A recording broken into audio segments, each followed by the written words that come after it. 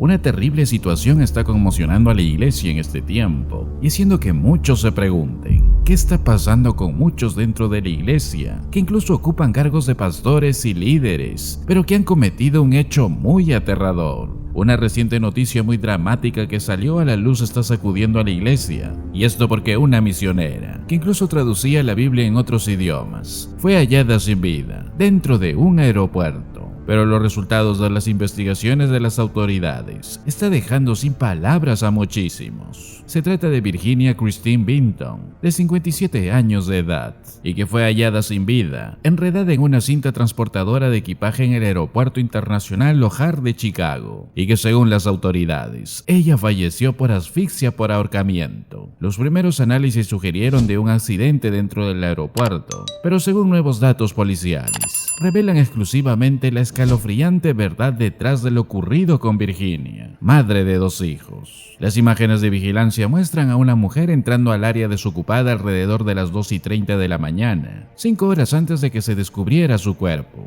Una fuente le dijo a algunos medios de comunicación que Virginia estaba tratando de acceder en varios puntos dentro del aeropuerto y no están seguros de cuál era su motivo. Un trabajador del aeropuerto que descubrió el cuerpo de ella en una cinta de equipaje en el aeropuerto le dijo a la policía que no entendió de inmediato la horrible escena que encontró. El informe detalla la peligrosa escena descubierta por este empleado. Ella fue encontrada por él, que era el encargado del equipaje de Delta Airlines, y cuando él llegó al carrusel 11 para cargar el equipaje de un vuelo recién llegado, él inició la cinta transportadora deslizando su identificación del aeropuerto, y cuando la cinta empezó a moverse y se abrió la pequeña puerta, él la vio en la entrada de la cinta transportadora. Él pensó, ¿por qué hay una mujer mirándome? Tal vez viéndome haciendo mi trabajo. Luego le preguntó, ¿quieres que detenga la cinta transportadora? Y le siguió diciendo, ¿estás bien? Ahí se acercó a ella. A él le pareció raro que no contestara nada. Ahí se acercó a ella y se dio cuenta de que no respondía y tenía un cable eléctrico enrollado alrededor de su cuello. Esto aterró a este empleado e hizo que llamara a las autoridades. Según mayores investigaciones, manifiestan que ella misma es la que afectó su vida. Virginia y su esposo trabajaron durante 12 años en 2 proyectos de traducción de la Biblia en Mozambique, esto en África Oriental. Incluso su esposo fue consultor de traducción, autorizado para realizar la revisión final de las escrituras traducidas antes de su impresión en el año 2011. También consultor principal para la traducción del Nuevo Testamento al idioma Nyungwe en el año 2020 para Wycliffe Bible. Actualmente seguían trabajando y viajando por todo el mundo como director de consultoría de traducción de Seed Company, una empresa que se metió para acelerar traducciones de la Biblia, conectando con empresas, inversores, recursos y capacitación, generando un movimiento de negocios en esto. Un portavoz de la organización interdenominacional sin fines de lucro Wycliffe Bible dijo lo siguiente: estamos desconsolados por el trágico fallecimiento de Virginia.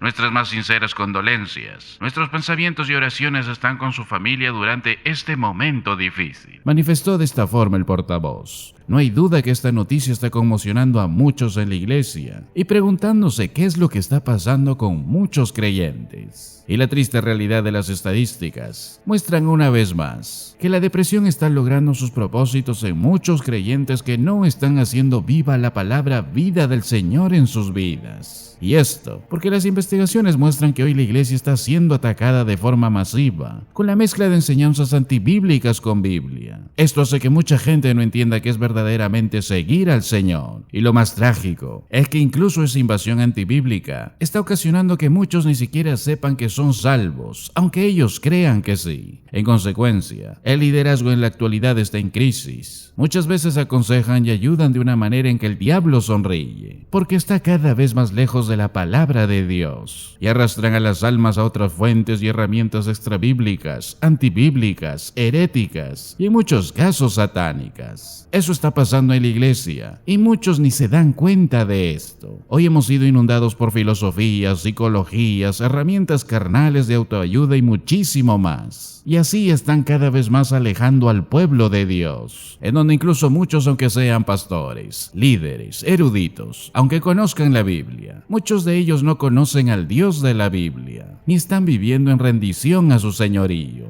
Durante el siglo pasado, la iglesia comenzó a beber, por ejemplo, del pozo de la psicología. El agua prometía ser el elixir que resolvería todos los problemas emocionales e incluso espirituales, y propuso nuevas soluciones para resolverlos. Y a pesar de su multitud de teorías contradictorias y diversas cuestionables, la psicología ha logrado en la actualidad alterar la manera en que el mundo piensa, y trágicamente, la iglesia abrazó esta revolución del pensamiento humanista. Pero la verdadera consejería bíblica no consiste en crear una clase de profesionales o nuevas escuelas de pensamiento. La verdadera consejería bíblica no tiene su propia jerga o sus propias teorías y remedios, sino todo lo contrario. Devuelve el cuidado de las almas a su esfera apropiada, que es la iglesia. Restaura el único propósito significativo de la consejería, que es hacer más y mejores discípulos de Jesucristo, y utiliza el único poder verdadero para cambiar, que es solo la palabra de Dios energizada por el Espíritu de Dios. Muchos pueden estar propensos hoy en ser tentados en la depresión, pero la única fuente de ayuda certera y funcionable solo es Dios y su palabra. Si no, mira un ejemplo de alguien que pudo vencer este problema. Él decía de sí: fueron mis lágrimas mi pan de día y de noche, mientras me dicen todos los días, ¿dónde está tu Dios?